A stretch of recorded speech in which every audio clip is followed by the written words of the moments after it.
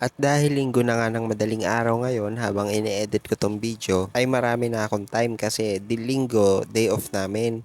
So itong kuha ko ng video na to is nung mga nakaraang araw pa na pinagsama-sama ko lang. Bali, una nga muna is pupunta ako ng Quezon Avenue kaya naman sinigurado ko na tama yung pupuntahan kong escalator. Kasi nung nakaraan, doon ako pumunta sa kabila which is papunta ng Taft. Kumbaga pa south siya. Ayun, balik. Pero at least ngayon is tama naman dahil hindi ako masyadong nagmamadali. Alam mo kung bakit? Kasi pag nagmamadali ka sa mga bagay-bagay, maaari kang magkamali sa mga ginagawa mo. Kaya naman dapat make sure mo na bago ka pumunta o pumasok sa isang bagay o lugar, kailangan ay meron kang mabuting